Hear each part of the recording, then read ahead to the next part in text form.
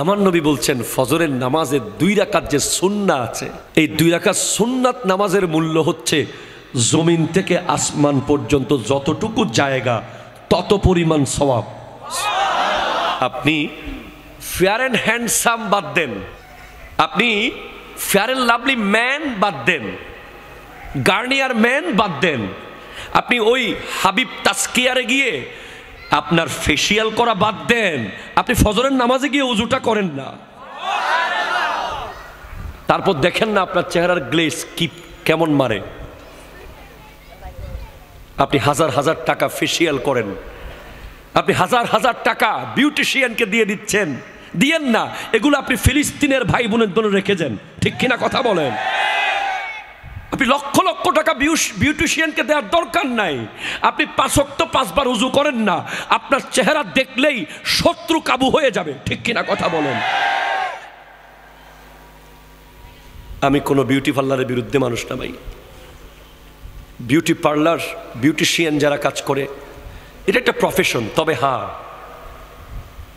এটার অতিরঞ্জন যদি হয়ে যায়, স্বামীর জন্য সাজা জায়েজ।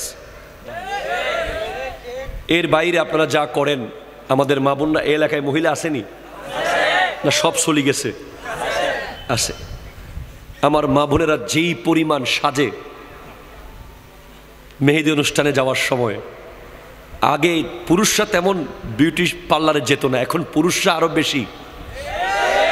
কালকে না পরশু দেখলাম একটা খেড়ি মাসাজ করতে গিয়ে রক্সিরি কাইতেই পড়ে গেছে, ঠিক কিনা কথা কন? সাবধান, সতর্কতার কোনো মায়ের নাই। আপনার সেলুনে গিয়ে ওই মানুষটাকে দিয়ে আপনার মাথা মাসাজ করাইতে হবে না। সায়েন্স বলছে আপনি জাস্ট অন টাইম নামাজ পড়েন, আপনার মাথা মাসাজ সিজদায় হয়ে যাবে। কথা জোরে বলেন না, ঠিক কিনা? আপনি সেলুনের ওই মানুষ, ওই ভাইকে আর 10-20 টাকা 50 টাকা এমনি দিয়ে দেন, এতে কোনো অসুবিধা নেই। কিন্তু আপনি মাথা মাসাজ, ঘেঁড়ি মাসাজ, পিঠ মাসাজ যেগুলো করান সেলুনে গিয়ে, এগুলো সব কিছুর সমাধান একটা প্যাকেজে আছে, নামাজের ভিতরে আছে। অ্যাকর্ডিং টু সায়েন্স আপনি যদি পারফেক্টলি নামাজে দাঁড়ান, শোনেন, যখন আমরা আল্লাহু আকবার বলে এভাবে হাত তুলি, আছে না নাই? আবার অনেকে তো হাত তুলে এভাবে, এর দূর দূরে যাওয়ার দরকার কি, কাছে তো কাছে যাই, এটা তো কাছে, কাছের থেকে কাছে মারি দিই, এর দূর দূরে আসলে তো বহুত দূর, প্রায় 3-4 কিলোমিটার দূরে আসতে হইতেছে। এটা করবেন না, পারফেক্টলি এখানে আসবেন অ্যাকর্ডিং টু সায়েন্স। আমি পড়ে বলছি আপনাকে, গবেষণা করে বলছি। কিতাবের নাম হলো সুন্নাতে মুস্তাফা অ্যান্ড জাদিদ সায়েন্স, লেখকের নাম তারেক মাহমুদ চুইগাত। উনি গবেষণা করে লিখছেন, বিশ্বের কিছু অনেকগুলো বিজ্ঞানী গবেষণা করেছে নামাজ নিয়ে। যখন একজন বান্দা এভাবে হাত তুলে এখানে আঙ্গুল লাগায়, তখন তার 2 আঙ্গুলের সাথে কানের সাথে লেগে একটা বিদ্যুৎ আয়ন হয়, এবং এসে যখন নাভিতে হাতটা রাখে, নাভিতে পুরুষ হাত বাঁধা, এটা বিজ্ঞানসম্মত। গোটা শরীরের অসংখ্য সেল যেগুলো অলরেডি ঝিমিয়ে গেছে, ঘুমিয়ে গেছে সেল, এখানে আমাদের শরীরে লক্ষ কোটি সেল আছে। নামাজে যখন আপনি আল্লাহু আকবার বলে নাভিতে হাত রাখবেন, পুরুষরা সাথে সাথে গোটা শরীরের হাজার হাজার লক্ষ লক্ষ ঘুমন্ত সেল অ্যাক্টিভ হয়ে যাবে। আর যখন আপনি শুরু করে দেবেন আলহামদুলিল্লাহি রাব্বিল আলামিন আর রহমানির রহিম মালিকি ইয়াউমিদ্দিন ইয়্যাকা না'বুদু ওয়া ইয়্যাকা নাস্তাঈন ইহদিনাস সিরাতাল মুস্তাকিম সিরাতাল লাযীনা আন'আমতা আলাইহিম গায়রিল মাগদুবি আলাইহিম ওয়ালাদ-দাল্লিন।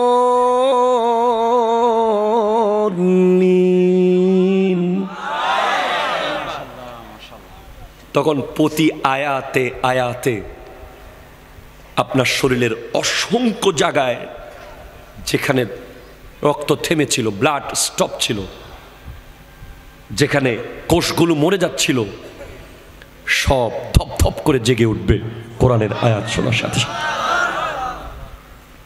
এজন্য যে সমস্ত মা বোনেরা নামাজ পড়ে ওদের সন্তান, আর যে সমস্ত মা বোনেরা নামাজ পড়ে না ওদের সন্তান, দুই সন্তানের মধ্যে আকাশ আর পাতাল বেশ কম থাকবে।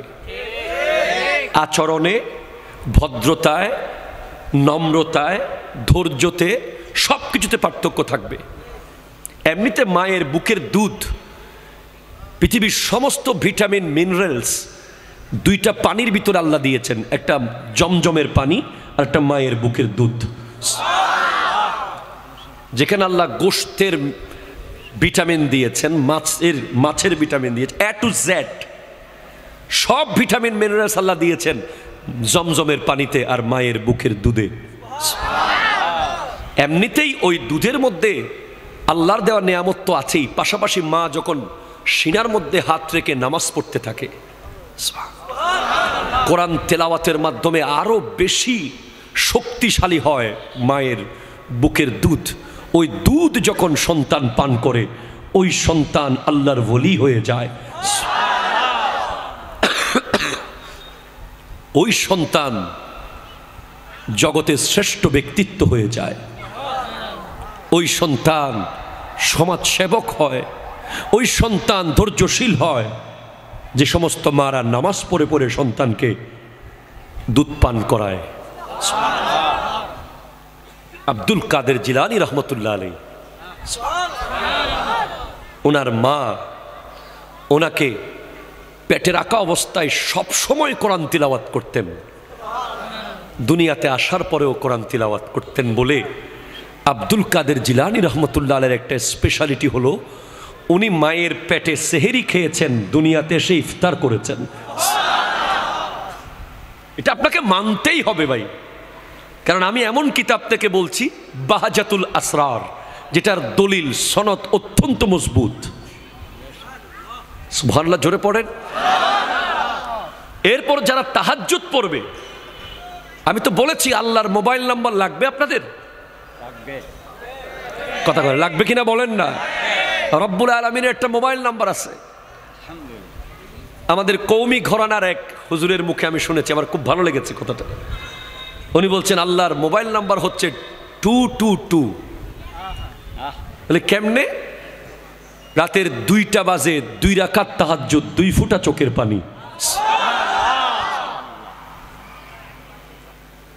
রাতের 2টা বাজে 2 রাকাত তাহাজ্জুদ, 2 ফোঁটা চোখের পানি।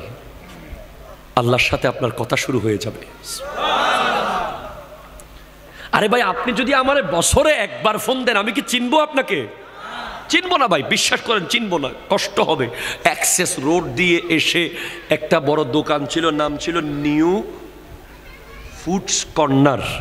ওই দোকান বরাবর যে মাঠ, মাঠের এক কোনায় 10-12 জন স্মার্ট যুবক ভাই ওয়াজ শুনতেছিল।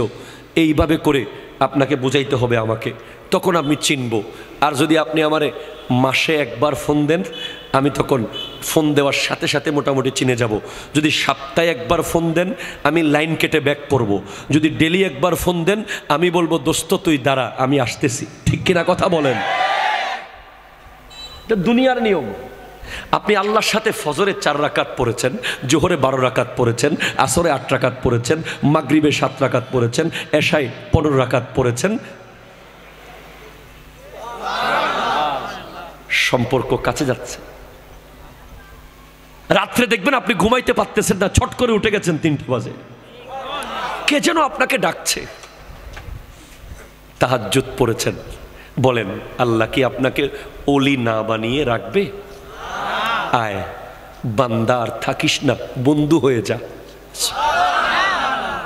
অ্যাকর্ডিং টু সায়েন্স সমাজের যে নেতা হবে, কি হবে? জোরে কয় না, কি হবে? মসজিদের যিনি সভাপতি হবে, এলাকার মহল্লার যিনি সর্দার হবে, যিনি দেশের শাসক, সমাজের শাসক, ইউনিয়নের শাসক, জেলার শাসক, উপজেলার শাসক, অ্যাকর্ডিং টু সায়েন্স তাকে তাহাজ্জুদ গুজার বান্দা হওয়া উচিত, ঠিক কিনা বলেন? তাহাজ্জুদ নিয়ে গবেষণা করেছে আমেরিকার একদল বিজ্ঞানী। তারা বলছে এটা কি সিস্টেম, রাতের মাঝরাতে ঘুম থেকে উঠে যাওয়া, এটা কি শরীরের জন্য কোনোভাবে ভালো হতে পারে? তখন তারা এক দলকে ঘুম পাড়িয়ে রেখেছে আর এক দলকে ঘুম থেকে তুলে দিয়েছে তাহাজ্জুদের টাইমে, দুইটা দল। পরে দেখা গেছে যারা তাহাজ্জুদের টাইমে ঘুম থেকে উঠে যায় তাদের ডিসিশন নেওয়ার ক্ষমতা সবচেয়ে বেশি অ্যাপ্রোপ্রিয়েট হয়। আমার নবী 63 বছর জিন্দেগিতে আমাদের 63,000 বছরের কাজ করে গেছেন, ঠিক কিনা বলেন না? কেমনে পারলেন? হ্যাঁ, উনি নবী, ওনাকে আল্লাহ ক্ষমতা দিয়েছেন, কিন্তু আমার নবীজির জন্য তাহাজ্জুদ ফরজ ছিল। একটা মানুষ যখন তাহাজ্জুদ পড়বে সে কোনোদিন লাইফে রং ডিসিশন নিতে পারবে না। তার ব্যবসা লস হয়ে যাবে, সে সুইসাইড করবে না। হাজারো মেয়ে তাকে ছেড়ে চলে যাবে, সে হাত কেটে ফেলবে না। কথা বলেন ঠিক কিনা? তার সম্পদ নষ্ট হবে, সন্তান মারা যাবে, তার লাইফে যতই ঝড় আসুক, তাহাজ্জুদের মজা একবার যে পেয়েছে। সমাজে যে সিদ্ধান্ত নেওয়ার মিটিং হলে 100 জন তাহাজ্জুদ ছাড়া নামাজ যে সিদ্ধান্ত দেবে ব্যক্তি, আর একজন তাহাজ্জুদ পড়নেওয়ালা ব্যক্তির সিদ্ধান্ত ওই 100 জনের চেয়ে বেশি নিখুঁত হবে। আমাদের সমাজের এখন লিডার যারা হয় তারা তো তাহাজ্জুদ তো দূরের কথা, কথা কয় না, ঠিক কিনা কথা কয় না? এজন্য নেতৃত্বে যারা থাকবে তাদের তাহাজ্জুদ পড়া দরকার, যাতে তারা সিদ্ধান্ত দেওয়ার সময় জনগণের কল্যাণে, দেশের কল্যাণে, সমাজের কল্যাণে সিদ্ধান্ত দিতে পারে, ঠিক কিনা কথা বলেন? নামাজ আপনি পড়ছেন না, আপনি নামাজ পড়ছেন না, আমি অবাক হয়ে যাচ্ছি, আপনি নামাজ কেমনে পড়ছেন না? আপনি কি জানেন না একটা সিজদা না করার অপরাধে কি শাস্তি পেয়েছে শয়তান? কয়টা সিজদা? জোরে কর না, কয়টা? তাও আল্লাহকে না, আল্লাহর নবী আদম আলাইহিস সালামকে। একটা সিজদা করে নাই, অহংকার করেছে, বিনিময়ে জান্নাত থেকে আল্লাহ বের করে দিয়েছে তাকে। কিয়ামত পর্যন্ত লানত প্রাপ্ত শয়তান, পৃথিবীর এমন কোনো জায়গা নাই যেখানে সে সিজদা করে নাই আল্লাহকে। কিন্তু আল্লাহর কথা মতো একটা সিজদা না করার অপরাধে যদি সে এমন শাস্তির শিকার হয়, আপনি তো জানেন না প্রতিদিন 17 রাকাত হচ্ছে ফরজ নামাজ, 17 দুগুণ 34টা সিজদা। এগুলো কাকে করতে বলা হচ্ছে? আল্লাহ নিজেকে করতে বলছেন, হাইয়া আলাস সালাহ, হাইয়া আলাল ফালাহ। হ্যাঁ বলছে, হ্যাঁ বলছে, আজকেও বলেছে। হ্যাঁ, আজকে 17ই নভেম্বর অনেক ব্যবসায়ী এখানে আছে। ওই ওষুধের দোকানে যিনি ব্যবসা করেছেন ভালো করেছেন, কুলিং কর্নারে যিনি ব্যবসা করেছেন ভালো করেছেন, অনেকেই ব্যবসা করেছেন ভালো করেছেন। তবে আরেক দল ব্যবসায়ী এখানে আছে যারা আল্লাহর সাথে ব্যবসা করেছে, 17ই নভেম্বর ফুল লাভবান হয়েছে, এক বিন্দু লস করে নাই। ফজর পড়েছে, জোহর পড়েছে, আসর পড়েছে, মাগরিব পড়েছে, এশা পড়েছে, নফল পড়েছে, সুন্না পড়েছে, আখিরাতের লাগেজে অনেক কিছু প্রবেশ করিয়েছে। আর যারা শেষ করে দিয়েছে, পড়ে নাই, খোদা কি কসম, কিয়ামতের আগে আর কোনোদিন আজকের 17ই নভেম্বর ফেরত আসবে না। যুবক ফেরত আনতে পারবা না আজকের ফজরের নামাজ, আর কোনোদিন ফেরত আনতে পারবা না। সারা জিন্দেগি সিজদা করলেও আজকের ফজরের নামাজের অন টাইম পড়ার যে নিয়ামত, এটা তুমি আর কোনো দিন পাবা না, কোনোদিন পাবা না। নবীজির সাহাবারা যদি একক্ত নামাজ জামাত ছুটে যেত, আরে সিদ্দিক আকবর যখন নামাজে দাঁড়াতেন, পাখি এসে বসে পাখি বিশ্রাম করে চলে যেত। পাখি কনফিউজ হয়ে যেত, উনি কি মানুষ না গাছ? সিদ্দিক আকবর রাদিয়াল্লাহু তাআলা আনহু একদিন মন খারাপ করেছে, মন খারাপ। আমার নবী জিজ্ঞেস করছেন, আবু বকর তোমার মন খারাপ কেন? বলে তোমার তো প্রথম তাকবীর মনে হয় ছুটে গেছে নামাজে। কারণ সিদ্দিক আকবরের জীবনে কোনো রেকর্ড নাই যে ইমামের পিছে উনি প্রথম তাকবীর ছেড়েছেন, এমন কোনো রেকর্ড নাই। কখনো গিয়ে রুকুতে গেছেন জামাতে, কখনো সিজদাতে, এমন রেকর্ড নাই। ওনার লাইফে প্রত্যেকটা নামাজ উনি ইমামের সাথে সাথেই নামাজের নিয়ত করেছেন। বলে ইয়া রাসূলুল্লাহ, আমার 40টা ওঠ হারিয়ে গেছে, কিন্তু নবী আমার কাছে নামাজের প্রথম তাকবীরের মূল্য হলো গোটা পৃথিবী পরিমাণ ওট যদি আমাকে মালিক বানিয়ে দেয়া হয়। আমাকে যদি কেউ বলে তুমি নামাজে 1 মিনিট পরে যাও, 1 মিনিট পর, 1 মিনিট পরে গেলে তোমার সমস্ত ওটগুলো বেঁচে থাকবে, আর 1 মিনিট আগে নামাজে গেলে তোমার ওটগুলো সব তুমি হারিয়ে ফেলবে। আমি আবু বকর পৃথিবী পরিমাণ ওট হারাতে রাজি, ইমামের পেছনে প্রথম তাকবীর আমি ছাড়তে রাজি না। আপনি জানেন, আপনি হাসতেছেন এখনো, আপনি এখনো গল্প করছেন। আপনি কি জানেন জীবনটা কি? আপনি জানেন না আসলে। আমার নবীজি বলেছেন, আমি যা জানি তোমরা যদি তা জানতে তোমরা কোনো দিন হাসতে না। হ্যাঁ, হযরত রবি বিন হুসাইন একজন তাবেঈ, উনি উনার ঘরের বেডরুমে কবর করেছেন। কবর বেডরুমে। পৃথিবীর কোন পাগল বেডরুমে কবর করবে? একটা রুমের ভাড়া কত টাকা? আমরা তো শহরে ঘর বানানোর সময় জানাজার লাশ বের হওয়ার জন্য জায়গাও রাখি না। কোরবানির পশুটা জবাই করি হাইওয়ে রোডে। আমরা মুসলমান। আর আল্লাহর নবীর কলিজার টুকরা সাহাবাদেরকে যারা দেখেছেন, তাবেঈনদের একজন রবি বিন হুসাইন, উনি ওনার ঘরের বেডরুমে কবর করেছেন। কেন জানেন? এই শুনেন, 1 মিনিটের জন্য কখনো যদি আল্লাহর ধ্যান থেকে ওনার মন দুনিয়ার দিকে আসতো, উনি সাথে সাথে ওই কবরে ঢুকে যেতেন। ঢুকে গিয়ে উপরে দরজা বন্ধ করে দিতেন,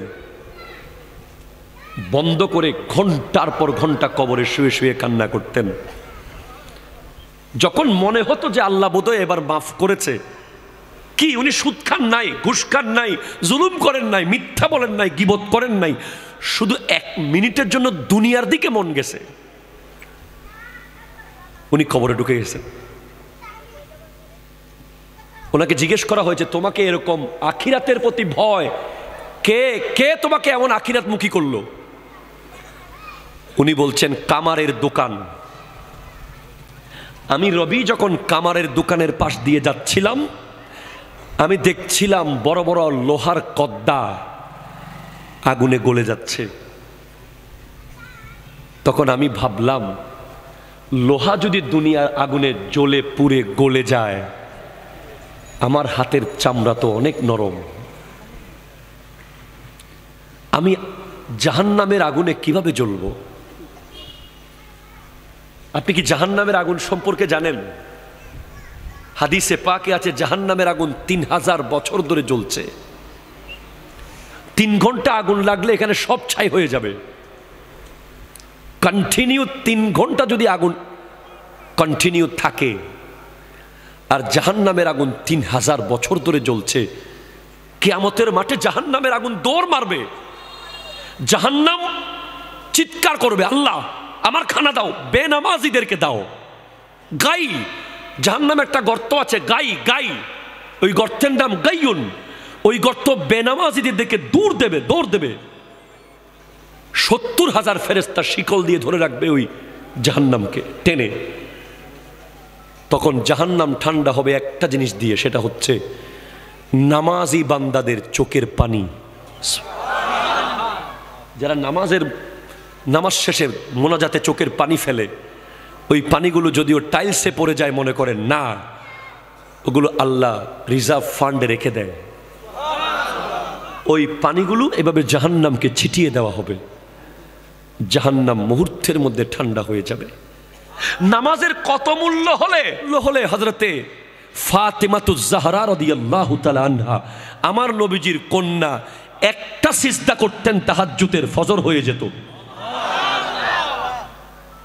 উনি আল্লাহর কাছে শুধু চাইতেন, আল্লাহ একটা লম্বা রাত আমাকে দিও, আমি একটু মন ভরে তোমাকে সিজদা করব। নামাজের কত মূল্য হলে ইমাম হোসেন রাদিয়াল্লাহু তাআলা তলোয়ারের নিচে নামাজ পড়েছেন, আর 10 মিনিট পরে নামাজ পড়লে উনি সমস্ত ইয়াজিদ বাহিনীকে কেটে ফেলতে পারতেন, কিন্তু না, যেই তলোয়ার গাজর মূলার মতো কাটতেছিল ইয়াজিদিদেরকে, সেই তলোয়ার হঠাৎ থেমে গেল মসজিদের আজানে। উনি নামাজে দাঁড়িয়ে গেছেন, কবর ডেকে ডেকে বলছে আমাদেরকে, কবর ডেকে ডেকে বলছেন, কবরস্থানে গিয়ে একটু শোনেন না। আল্লাহ আমাদেরকে সেটা শোনার ক্ষমতা দেয়নি বলে আমরা শুনতে পারতেছি না কবরের আওয়াজ, কিন্তু আমার নবী শুনেছেন, আমাদেরকে বলেছেন কবর প্রতিদিন 10টা বাক্য বলে বলে ডাকে। তার মধ্যে 1 নম্বর, তাসআ আলা জাহরি ওয়া মাসিরুকা ফি বাতানি, আমার পিঠের উপরে দৌড়াদৌড়ি করতেছিস তোরা, এত অহংকার। আমি কবরের পিঠের উপরে এত ভাবসাব তোর, কিসের এত অহংকার তোর? ওয়া মাসিরুকা ফি বাতানি, কালকে আমার পেটে তুই আসবি, কালকে, ঠিক কিনা কথা বলেন না? কালকে আসবি আমার পেটে তুই, কবর বলছে। 2, ওয়াত্তাসআ আলা জাহরি ওয়া তুআজ্জাবা ফি বাতানি, আমার পিঠের উপরে গুনাহ করছিস, আমার পেটে তোকে আসতে হবে। কবর বলছে ওয়াতানদিমু আলা জাহরি, আমার পিঠের উপরে হাসি ঠাট্টা মজাক করছিস, ওয়াতাবকি ফি বাতানি, আমার পেটে তোকে কাঁদতে হবে।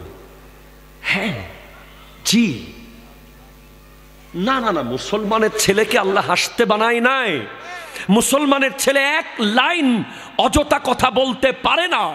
কোরআন বলেছে ডাক্তার সফল বলেনি, কোরআন ইঞ্জিনিয়ার সফল কোরআন বলেনি, পলিটিশিয়ান সফল কোরআন বলেনি, ব্যারিস্টার সফল কোরআন বলেনি।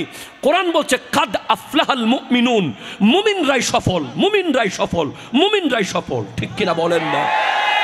কোরআন বলে নাই বাড়িওয়ালারা সফল, কোরআন বলে নাই গাড়িওয়ালারা সফল, কোরআন বলে নাই পিএইচডিরা সফল, কোরআন বলে নাই অমুক সফল। কোরআন বলেছে কাদ আফলাহাল মুমিনুন, মুমিনরাই সফল। মুমিন কে? কে মুমিন? আল্লাযীনা হুম ফি সালাতিহিম খাশিউন, যারা হৃদয় দিয়ে নামাজ পড়ে, যারা কলিজা দিয়ে নামাজ পড়ে, নামাজে গেলে দুনিয়ার কথা যারা ভুলে যায়। ওয়াল্লাযীনা হুম আনিল লাগযি মুরিদুন, যারা এক লাইন অযথা কথা বলে না। ওয়াল্লাযীনা হুম লিযাকাতি ফাইলুন, যারা জাস্ট টাইম যাকাত দিয়ে দেয়। ওয়াল্লাযীনা হুম লিফুরুজিহিম হাফিজুন, যারা লজ্জাস্থানকে হেফাজত করে। জীবনের মহামূল্যবান সময় চলে গেছে, মুসলমানের ছেলেরা যেন নামাজ পড়তে না পারে এজন্য সমস্ত রকমের আয়োজন করে রেখেছে ইহুদি খ্রিস্টানরা, ঠিক কিনা কথা বলেন? মুসলমানের ছেলে যেন নামাজ পড়তে না পারে এজন্য নেইমার আর ক্রিস্টিয়ানো রোনালদোকে কিনেছে সৌদি আরব, ঠিক কিনা কথা ধরে বলেন? আজকের সৌদি আরবের নিউজ দেখেন আপনারা, রিয়াদে কাবা ঘরকে স্ক্রিনের মধ্যে রেখে বেগানা নারী নাচতেছে মুসলমানের ছেলেকে ধ্বংস করে দেওয়ার জন্য। প্রতিদিন গেম তৈরি হচ্ছে, প্রতিদিন সফটওয়্যার তৈরি হচ্ছে, প্রতিদিন ব্যাটিং সাইট তৈরি হচ্ছে, প্রতিদিন প্রতিদিন কিছু না কিছু হচ্ছে। মুসলমানের ছেলেকে মসজিদ থেকে গলা ধাক্কা দিয়ে বের করতে হবে না, একটা জিন্সের প্যান্ট মুসলমানের ছেলেকে বের করে ফেলেছে মসজিদ থেকে। হ্যাঁ, আমার কথা বিশ্বাস না হলে আপনি গবেষণা করেন না। যেদিন থেকে জিন্সের প্যান্ট এসেছে সেদিন থেকে শত শত যুবক নামাজ থেকে দূরে চলে গেছে। কেন? কারণ ওই প্যান্ট পরে সে বসতে পারে না, ঠিকভাবে প্রস্রাব করতে পারে না, পরে বলে হুজুর আমার প্যান্টের সমস্যা। আপনি তো বুঝেন নাই সেটা। মুসলমানের ছেলেকে ট্রিট দেওয়া হয়েছে, ট্রিট। পাশ করেছিস ট্রিট দে, বিয়ে করেছিস ট্রিট দে, ফলো হইছে ট্রিট দে। ট্রিট করতে এসেছে, ট্রিট কোথায় পাইলা তোমরা? ইসলাম তো ট্রিটকে দেয় না, ইসলাম ফাতেহা দিয়েছে, ঠিক কিনা বলেন না? একটা যুবক যাচ্ছে ট্রিটে, একটা যুবক যাচ্ছে ফাতেহাতে, বিশাল পার্থক্য হয়ে যাবে। যে ট্রিটে যাবে তার ফ্যান থাকবে সিরা,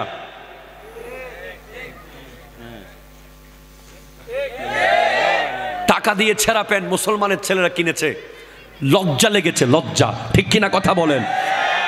মাথা হেট হয়ে গেছে, টাকা দিয়ে মুসলমানের ছেলে যখন ছেঁড়া প্যান্ট কিনে কিনে পরে। আমি নিজে ধোঁকা খেয়েছি একবার, এভাবে ধরে রাখছি আমার এক আত্মীয়কে হাত দিয়ে। সে বলছে কিভাবে ধরে রাখছেন? তোমার প্যান্ট ছিঁড়ে গেছে, তাড়াতাড়ি যাও, বাসায় গিয়ে চেঞ্জ করে আসো। বলেন না না না, এটা তো ফ্যাশন। কি করবেন বলেন? আজকে মুসলমানের ছেলের দরকার ছিল ফিলিস্তিনে গিয়ে যুদ্ধ করা, ঠিক কিনা কথা বলেন? আজকে দরকার ছিল সালাউদ্দিন আইয়ুবীর উত্তরসূরি হয়ে ওই ভারতে আমার নবীর বিরুদ্ধে যখন কথা বলেছে, ওই হিন্দু পুরোহিত মুসলমান যুবকরা সব মুম্বাইয়ে একসাথে হয়েছে।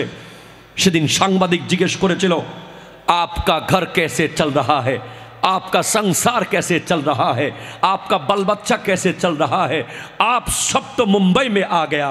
তখন এক মুসলমান যুবক বলেছিল, भाई नबी के आगे कोई बिजनेस नहीं है, नबी के आगे कोई माँ बाप नहीं है, नबी के आगे कोई बच्चा नहीं है, नबी हमारा जान से भी प्यारा है।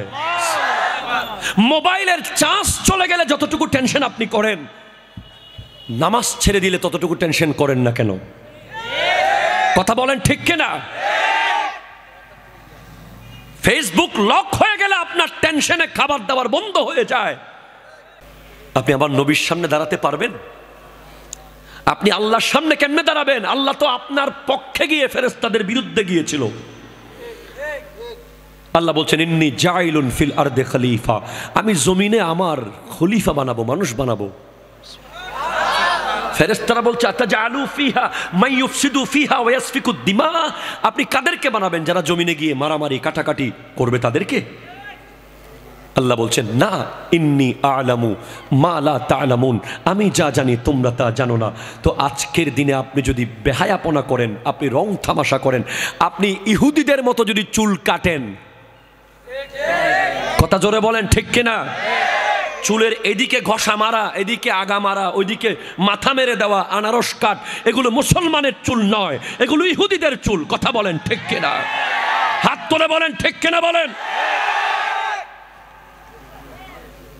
আপনি আগে মাথার চুল ঠিক করেন, তারপর ফিলিস্তিনের পক্ষে কথা বলেন। আপনার আপাদে মস্তক আপনি চেক করেন, ইহুদিদের কি কি আপনার ভিতরে ঢুকে গেছে। আপনি যেই নেইমার আর মেসিকে নিয়ে শত শত দিন বন্ধুর সাথে তর্ক করেছেন, সেই নেইমার আজকে কোথায়? সৌদি আরবে। আপনার আমার ফিলিস্তিনের ভাই বোনদের টাকা, আপনার আমার টাকা, তেলের টাকা, আল্লাহর দেওয়া টাকা, সেই টাকা আজকে নেইমারকে 5 স্টার হোটেলে রেখে সৌদি আরবকে ফুটবল শেখানো হচ্ছে। বিনিময়ে কি পেলাম? ফুটবলের মধ্যে এখন কালিমা। আপনি ইন্টারনেটে সার্চ করেন, মেড ইন চায়না ফুটবল বানাচ্ছে, শত শত বল যেখানে সৌদি আরবের পতাকা লাগানো আছে, লা ইলাহা ইল্লাল্লাহু মুহাম্মাদুর রাসূলুল্লাহ। ফুটবল তো আপনি জানেন লাঠির জিনিস, ঠিক কিনা? আর তর্ক করবেন আপনি? আপনি যেভাবে বন্ধু নিয়ে চিপস, কোক, স্প্রাইট, চনাচুর নিয়ে যেভাবে বিশাল এলইডি টিভিতে ফুটবল কোপা আমেরিকার ফাইনাল দেখতে বসেছিলেন, সেভাবে যদি একবার নিজের ঘরে কোরআন তেলাওয়াত করতে বসতেন, আপনি ওলি আল্লাহ হয়ে যেতেন, ঠিক কিনা কথা বলেন? বসেন নাই, বসেন নাই। আপনাকে আল্লাহ বলবে, শেষ কথা, আমার শেষ কথা। আল্লাহ বলবে, তুই ঢাকা যাওয়ার সময় 3 ঘন্টার ভিতরে সব প্রস্তুতি নিতে পেরেছিস, গামছা, লুঙ্গি, ব্রাশ, টুথপেস্ট, টিকিট সব 3 ঘন্টায় রেডি। তুই দুবাই যাওয়ার সময় 3 দিনে সব প্রস্তুতি নিয়েছিস। আর আমি আল্লাহর সামনে আসার জন্য তোকে 90 বছর টাইম দিয়েছিলাম, তোকে 70 বছর টাইম দিয়েছিলাম। তোকে 50 বছর টাইম দিয়েছিলাম, কই তুই এত অগোছালো কেন? কোথায় তোর আমল নামার এই হাল কেন? বাস এই প্রশ্নের উত্তর যেন দিতে পারেন আল্লাহর সামনে। আল্লাহ পাক আমাদেরকে কবুল করুন।